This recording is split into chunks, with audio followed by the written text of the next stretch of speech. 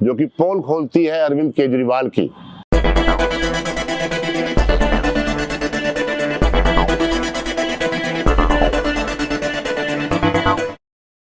मेरे हाथ में किताब है, किताब का नाम है ब्लैक वारंट, जिसके अंदर तिहाड़ जेल के जेलर सुनील गुप्ता ने जेल की इनसाइड स्टोरी लिखी है। उन स्टोरीज में एक स्टोरी बड़ी इंटरेस्टिंग और गंभीर भी है, जो कि पोल खोलती है अरविंद केजरीवाल की। वो स्टोरी है सहारा श्री सुब्रतो राव के बारे में।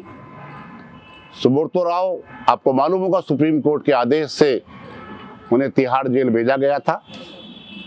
साथ ही उन्हें एक छूट दी गई थी कि तिहाड़ जेल में उनको एक कॉन्फ्रेंस हॉल दिया जाए 2 महीने के लिए, जिससे कि जिन लोगों की उन्होंने पेमेंट करनी है उनसे वो डील कर सके। लेकिन हुआ क्या, वास्तव में क्या हुआ तिहाड़ जेल के अंदर, ये सुनील गुप्ता ने इस किताब में लिखा है।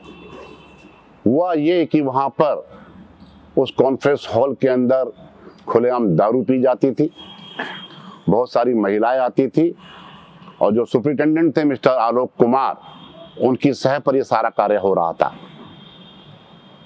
जेलर सुनील गुप्ता से यह सहन नहीं हुआ, उनका मन बड़ा दुखी था। उन्होंने इस बारे में मन बनाया कि क्यों ना मैं दिल्ली के मुख्यमंत्री, जो कि एक बहुत ईमानदार मुख्यमंत्री माने जाते हैं, उनसे बात करूं और इस भ्रष्टाचार की पोल खोलूं।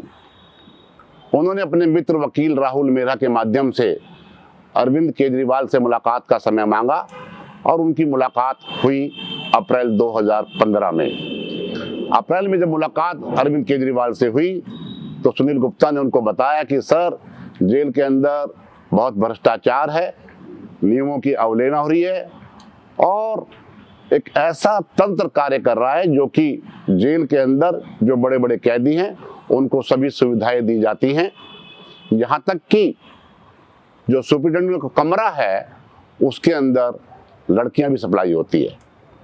इस बात को सुनने के बाद अरविंद केजरीवाल ने सुनील से कहा, सुनील आप बहुत बढ़िया आदमी हैं, बहुत दिलेर आदमी हैं, बहुत निडर आदमी हैं, मैं तुम्हारी बात सुनने के बाद बहुत खुश हुआ हूँ, बताओ क्या करना है।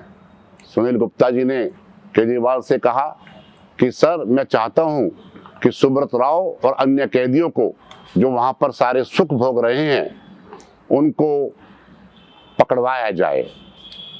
इस पर अरविंद केजरीवाल ने कहा ठीक है, हम 2 दिन बाद फिर मिलेंगे और उसमें खुलकर बात करेंगे।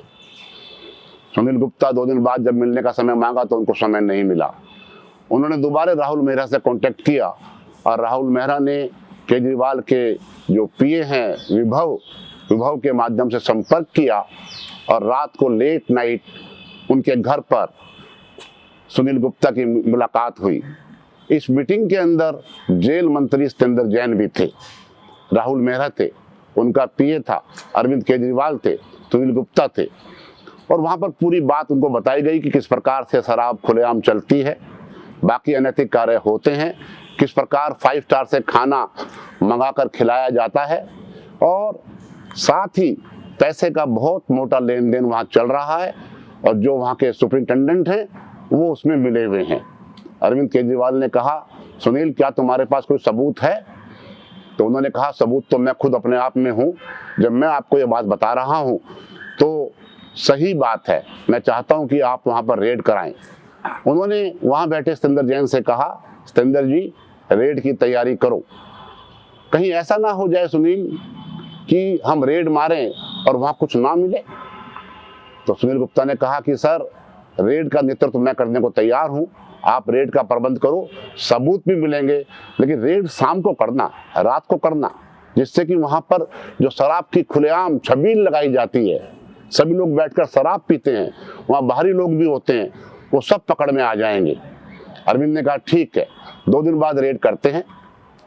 लेकिन हुआ क्या, 2 दिन बाद रेड की बात कर कर अरविंद केजरीवाल ने मीटिंग समाप्त की, और जब मैं 2 दिन बाद जेल पहुंचा तो मुझे तत्कालीन जो सुपरिटेंडेंट थे जेल के, उन्होंने बुलाया कि मुझे आपसे बात करनी है। जब मैं उनसे मिलने के लिए गया तो मुझे बाहर बिठा दिया गया और मुझसे कहा गया कि तुम अरविंद केजरीवाल से मिलने किस लिए गए थे। तो मैंने कहा साहब मैं उनसे मिलने गया था, और सतेंद्र जैन, क्योंकि मैं सैनिक विहार में रहता हूं तो मेरे एमएलए हैं, कभी कभी उनसे मिलता रहता हूं क्षेत्रीय समस्याओं को लेके। बोला नहीं, जिस काम के लिए आप गए थे मुझे मालूम है, लेकिन आप भ्रष्टाचार में शामिल हैं, आप समझते हैं कि आप इस सारे गोरख धंधे को पकड़वा देंगे, नहीं पकड़वा सकते। और उठाकर उनको सस्पेंशन का नोटिस दे दिया और एक साथ में आरोप पत्र पकड़ा दिया। अब आप समझ सकते हैं, मैंने बहुत कम शब्दों में इस बात को आप तक पहुंचाने का प्रयास किया है, बात बहुत लंबी है, फिर कभी करेंगे, लेकिन आप इस तथ्य से, जो तथ्य मैंने आपको बताया है, समझ सकते हैं कि अरविंद केजरीवाल एक ईमानदार नहीं बेईमान नेता है।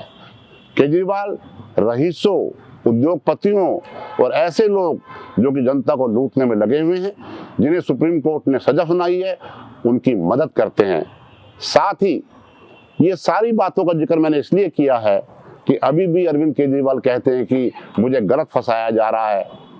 मैं कह सकता हूँ इस किताब के अंदर जो कुछ भी लिखा हुआ है वो दिल्ली सरकार की जिम्मेवारी है, जेल प्रशासन को ठीक रखना, लेकिन उन्होंने नहीं रखा और एक ईमानदार आदमी को सस्पेंड करा दिया जेल के सुप्रीटेंडेंट के माध्यम से। आप फैसला करें, क्या अरविंद केजरीवाल को दिल्ली का मुख्यमंत्री रहना चाहिए? क्या अरविंद केजरीवाल जिस प्रकार से बार बार ईडी के समन्स को टालता जा रहा है, इससे क्या सिद्ध होता है?